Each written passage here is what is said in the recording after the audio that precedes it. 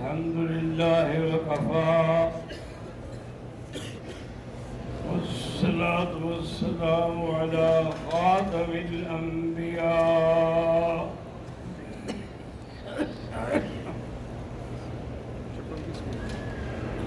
سيدنا وحبيبنا وشفيعنا محمد المصطفى وعلى آله المجتبى.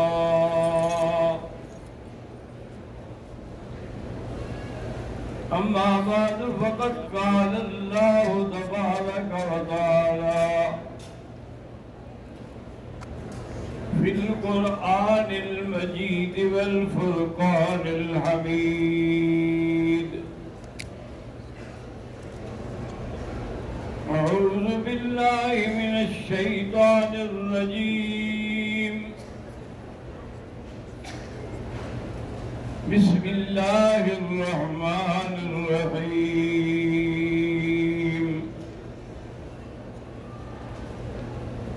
إنما يريد الله ليذهب عنكم الرجس أهل البيت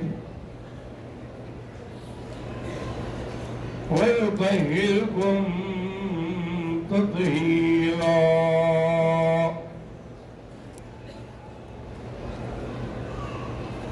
قال النبي صلى الله عليه وسلم: من أحبهم فقد أحبني ومن أبغضهم فقد أبغضني، أو كما قال النبي صلى الله عليه وسلم. صدق الله العلي العظيم وصدق رسوله النبي الكريم، ونحن على ذلك لمن الشاهدين ومن الشاكرين، والحمد لله رب العالمين. رب اشرح لي صدري ويسر لي أمري واحلل عقدة من لساني يفقهوا قولي. رب زدني علما.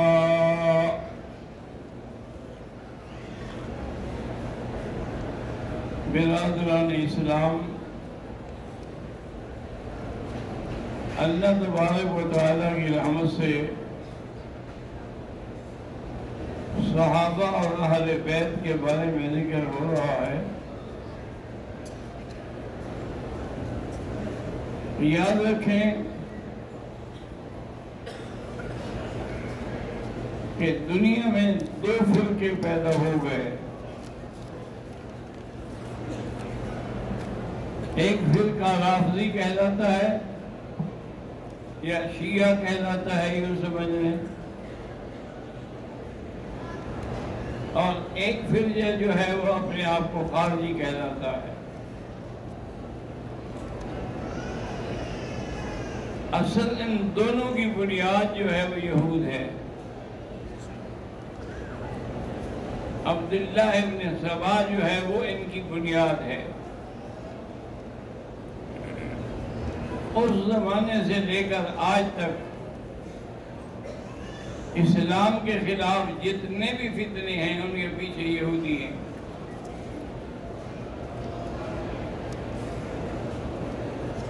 آج بھی آپ دیکھ لیں کہ یہودی تو ہیں جنہوں نے مسلمانوں کو قتل کیا ہے،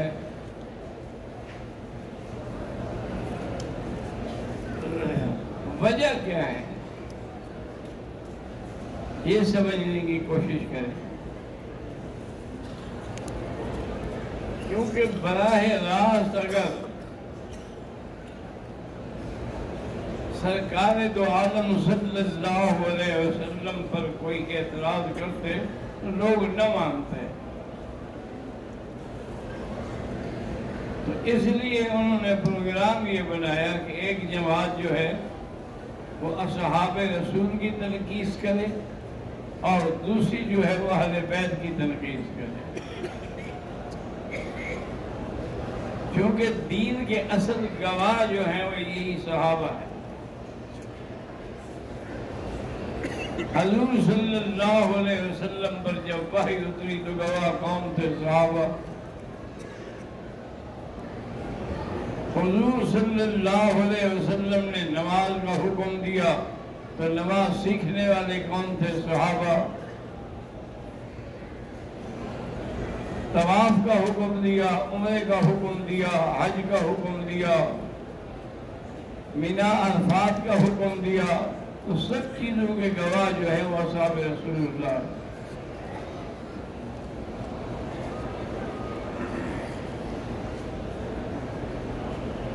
اہل بیت جو ہے وہ بھی گویا کہ پہلے تو اصحاب ہیں نا، کیونکہ صحابی کہتے ہیں ساتھی، اور شریعت اسلام میں صحابی اس کو کہتے ہیں کہ جس نے حضور کی زیارت کی، کلمہ توحید پڑھا اور پھر ایمان پہ مر گیا، وہ صحابی۔ اگر وہ ایمان پہ نہ مرے تو پھر تو مرتد ہو گیا۔ اسی لیے میرے آقا دیکھیں نا، اب آپ عرفات میں جو اتنا بڑا میدان ہے تو ہمیں یہ کون بتائے گا کہ حضور کہاں کھڑے ہوئے تھے؟ صحابہ۔ حضور پاؤں پہ کھڑے تھے یا اونٹنے پہ تھے، بتائے گا کون؟ صحابہ۔ اسی لیے حضور صلی اللہ علیہ وسلم نے فرمایا اپنے صحابہ کو مخاطب ہو کر، حل بلغت، میں نے اللہ کا دین تمہیں پہنچایا ہے کہ نہیں پہنچایا؟ انہوں نے کہا بلغت الرسالۃ وأديت الأمانة ونصحت الأمة وكشفت الغمة وعبدت ربك حتى أتاك اليقين۔ آپ نے واقعی پہنچایا ہے۔ تو آپ نے اپنی انگلی مبارک کو کھڑا کیا اور کہا اللہم فاشہد، یا اللہ گواہ ہے آپ کہ میں نے آپ کا دین جو ہے وہ صحابہ کو پہنچایا ہے۔ اب ہمیں دین کس نے پہنچایا ہے؟ 1400 سال پہلے صحابہ تھے نا جی، پھر صحابہ نے تابعین کو، تابعین نے تبع تابعین کو، پھر انہوں نے علماء محدثین کو، تو اصل دین کے پہنچانے والے گواہ اور واسطہ جو ہے وہ صحابہ ہے۔ اس لیے دشمن نے کوشش کی کہ گواہوں پہ حملہ کرو، جب گواہ جھوٹے ہو جائیں گے، کمزور ہو جائیں گے، تو ہمارا مقدمہ خود بخود ٹھیک ہو جائے گا۔ اس لیے انہوں نے سب سے پہلے صحابہ کی مخالفت کی۔ قرآن مقدس اس بات کا گواہ ہے کہ کافروں نے جو حضور کے صحابہ کو گالی دی، وہ پہلی گالی قرآن میں موجود ہے۔ اذا قیل لهم آمنوا كما آمن الناس، جب ان سے کہا جاتا ہے بھی ایمان لاؤ جیسے یہ لوگ ایمان لائے، قالوا ونؤمن كما آمن السفهاء، کہنے کہ بے وقوفوں کی طرح ہم ایمان لے ہیں، یعنی کہ بلے میں تو کچھ ہے نہیں۔ اللہ نے اس کا جواب دیا الا انہم هم السفهاء، اصل بے وقوف تو تم ہو کہ میرے صحابہ کی شان نہیں جانتے ہو۔ اسی طریقے سے جہاں بھی کوئی ایسا موقع آیا کہ صحابہ پر کسی نے طنز کی، تو اس کا جواب میرے اللہ نے دیا۔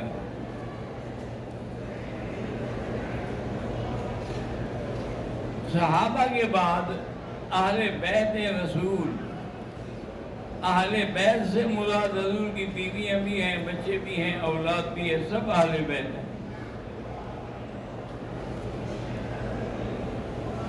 یہ غلط بات ہے جو شیعہ کہتے ہیں کہ اہل بیت صرف 5 ہیں، باقی کوئی نہیں ہے۔ اتنا بھی نہیں سمجھتے کہ اگر کسی مدرسے کا استاد اس کو 10,000 طلباء دو اور ان میں صرف 5 نکلیں تو قصور تو استاد کا ہے۔ حضور پاک نے اتنی عرصہ محنت کی اور مسلمان صرف 5 ہوئے۔ جہالت کی بھی تو حد ہے نا جی، اب بغض ہو تو کیا کیا جائے۔ آج جو ہم نے آیت پڑھی ہے اس کا تعلق اہل بیت نبی سے ہے۔ سب سے پہلے اہل بیت میں حضور کی بیویاں ہیں اور اس کے بعد حضور کے بیٹے ہیں، حضرت علی ہیں، آپ کی بیٹی ہے سیدہ فاطمہ، سب اہل بیت ہیں۔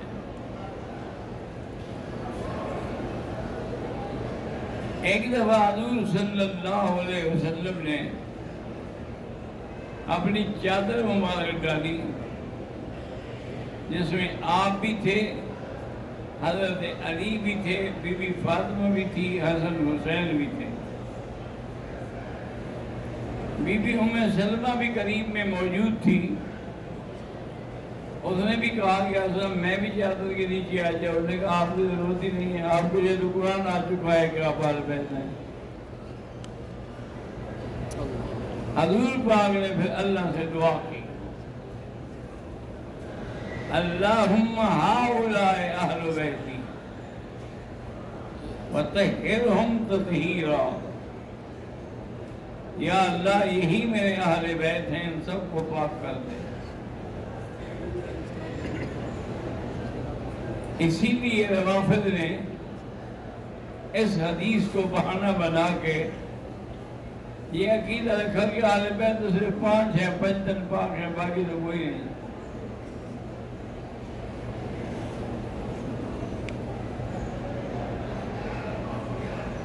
اسی طرح حضور صلی اللہ علیہ وسلم کے صحابہ وہ اس لیے پاک ہیں کہ ان کو اللہ نے براہ راست کہا ہے رضی اللہ عنہم ورضوا عنہ، اللہ ان سے راضی ہو گیا، وہ اللہ سے راضی ہو گیا۔ اور اہل بیت کو بھی اللہ نے پاک کیا ہوئے طہرکم تطہیرا۔ حضور صلی اللہ علیہ وسلم کے محبوب صاحبزادے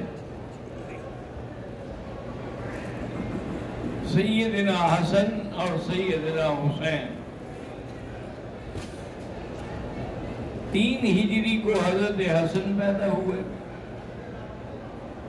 اور 1 سال بعد 4 ہجری کو حضرت حسین پیدا ہوئے۔ یہ اتنے خوش نصیب ہیں کہ ان کو حضور پاک صلی اللہ علیہ وسلم نے تحریک کی، حضور نے ان کے کانوں میں آذان کہی، حضور پاک نے ان کا عقیقہ کیا۔ عقیقے کی سنت یہ ہے کہ 7ویں دن کیا جائے، اگر اللہ بچہ دے تو پھر 2 بکرے، بچی ہو تو 1 بکرا، اور 7ویں دن ہی اس کے سر کے بال اتارے جائیں اور ان کا وزن کیا جائے، جتنا وزن مثلا 1 تولہ وزن ہے تو 1 تولہ چاندی کی قیمت خیرات کی جائے۔ حضور صلی اللہ علیہ وسلم نے عقیقہ بھی خود کیا اور ان کے سر پہ اس طرح بھی اپنی موجودگی میں پھروایا اور پھر اس کے مطابق خیرات بھی خود کی۔ یہ بہت بڑا مرتبہ ہے کہ جس بچے کو پیدا ہونے کے دن سے حضور پاک اٹھا لیں، صلی اللہ علیہ وآلہ آلہ وسلم. اور مسئلہ ایک سمجھ رہے ہیں کہ مثلاً ایک آدمی نے 7ویں دن عقیقہ نہیں کیا، کوئی مجبوری تھی، تو 14ویں دن بھی کر سکتا ہے. اور اگر 14 دن بھی نہیں کیا تو پھر ساری زندگی جب اللہ توفیق دے کر دے. عقیقہ کرنا جو ہے سنت بھی ہے اور بچے کا حق بھی. بچے کے حقوق جو ہیں والدین پر، پہلا حق یہ ہے کہ عقیقہ، دوسرا حق یہ ہے کہ ان کے لیے ختنہ کروائیں، تیسرا حق یہ ہے کہ ان کا اچھا نام رکھیں، چوتھا حق اس کا یہ ہے کہ جب وہ بڑا ہو جائے تو اچھے مدرسے میں، اچھے ادارے میں اس کو داخل کریں.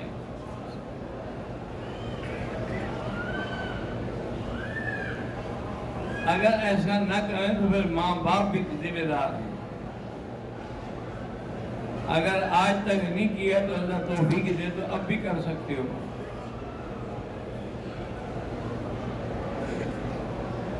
حضور صلی اللہ علیہ وسلم نے یہ بھی فرمایا ہے کہ جب شادی کرو تو کوئی اچھی شریف عورت دیکھو، اچھا خاندان دیکھو،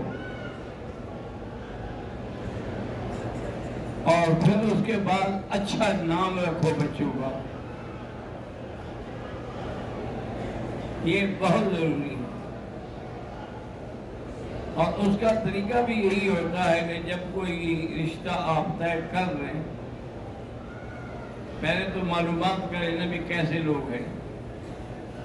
اس کی کوئی بہن ہے تو بھئی وہ کیسی ہے، اس کی کتنی اولاد ہے، اور پھر استخارہ کریں. 1 دن 2 دن 3 دن استخارے کے بعد یہ ضروری نہیں ہوتا کہ خواب نظر آئے.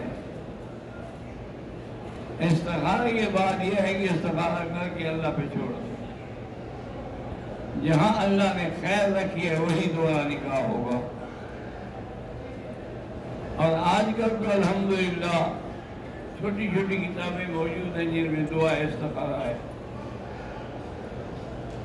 اور اگر کسی بات میں جلدی ہو، مثلا کہ کل ہی ہم نے فیصلہ کرنا ہے، حضور نے فرمایا کہ پھر اس کے لیے استخارہ یہ ہے کہ اللہم اغفر لی واختر لی، اللہم اغفر لی واختر لی، اللہم اغفر لی واختر لی. یہ 11 دفعہ پڑھ کے اللہ پہ چھوڑ دو، پھر جو اللہ چاہیں گے وہی ہو. تو اب حسن حسین ایسے شان والے کیوں نہ ہوں کہ جن کا باپ حضرت علی ہو، جو نجیب الطرفین ہے، کہ باپ بھی ہاشمی ہے اور ماں بھی ہاشمی ہے. آپ کے والد ابی طالب جو تھے وہ ہاشمی ہیں،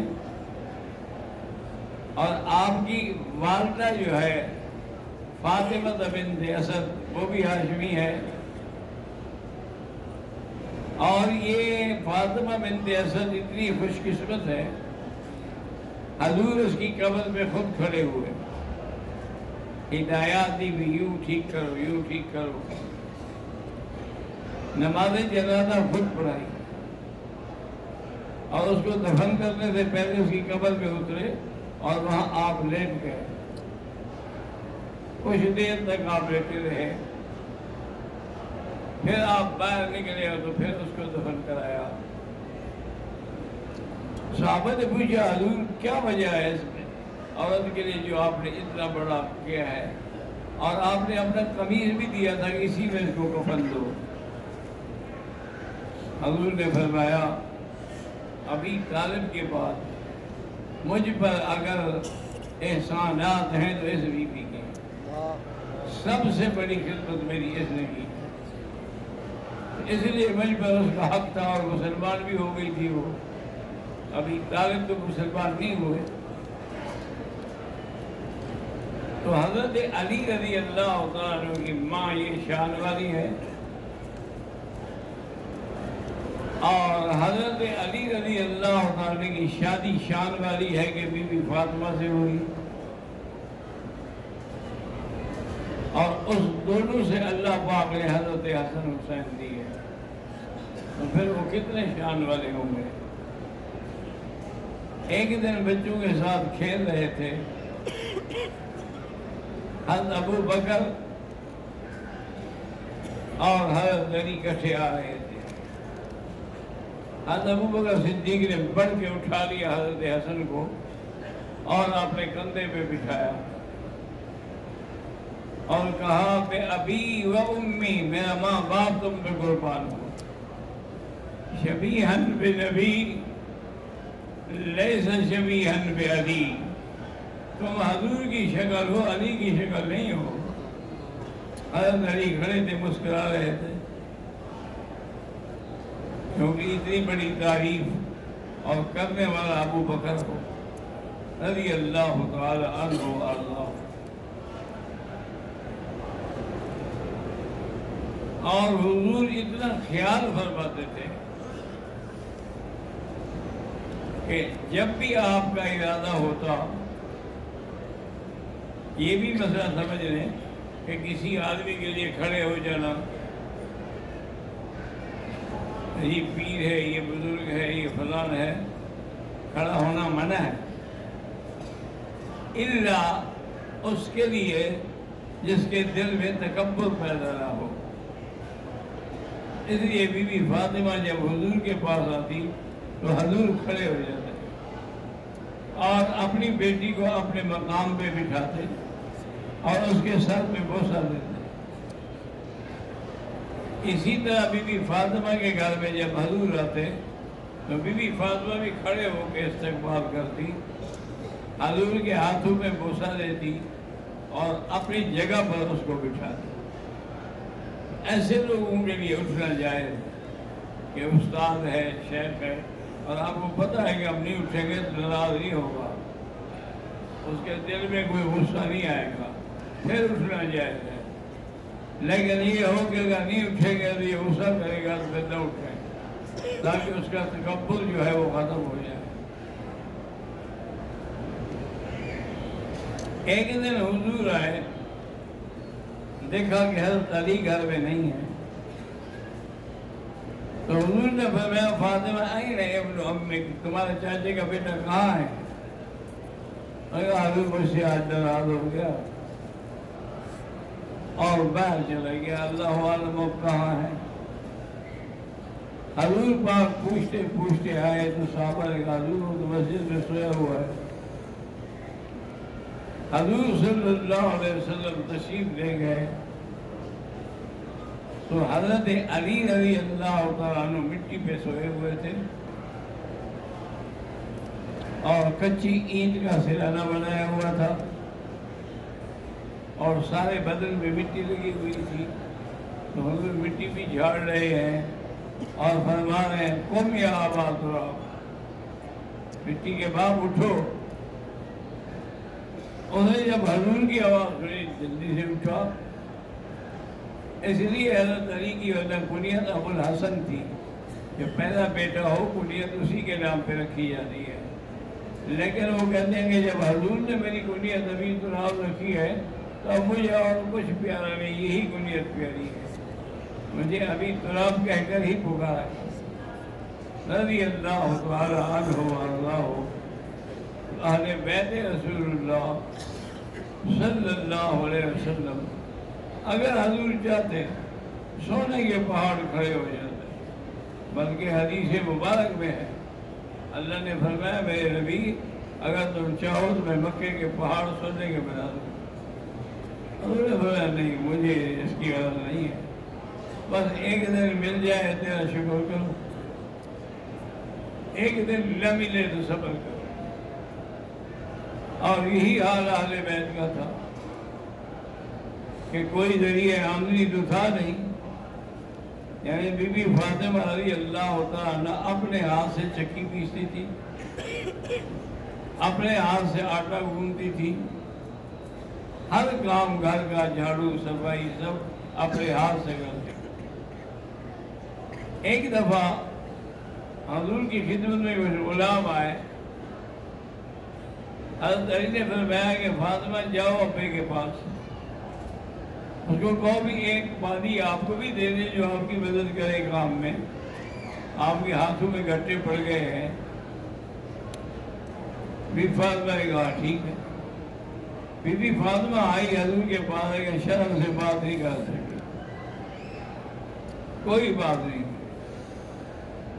دوسرے دن حضور پاک خود تشریف لے گئے، پوچھا بھی علی کل فاطمہ آئی تھی لیکن بات کوئی نہیں کی، انہوں نے کہا حضور شرم سے نہیں کی، ورنہ وہ یہ چاہتی تھی کہ آپ کے پاس غلام ہے تو ایک غلام تو دے دیں۔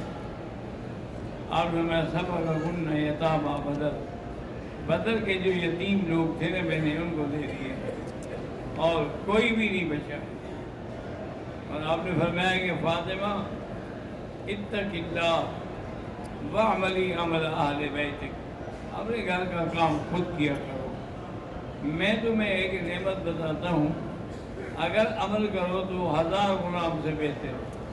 ہر نماز کے بعد سبحان اللہ 33 بار، الحمدللہ الحمدللہ الحمدللہ 33 بار، اللہ اکبر اللہ اکبر اللہ اکبر 34 بار، لا الہ الا اللہ وحدہ لا شریک لہ لہ الملک و لہ الحمد یحیی و یمیت وہو علی کل شیء قدیر۔ آپ نے فرمایا یہ تمہارے لیے 1000 باندی سے زیادہ افضل ہے، تم یہ پڑھ لیا کرو، اس سے آپ کو جنت میں خادم ملیں گے۔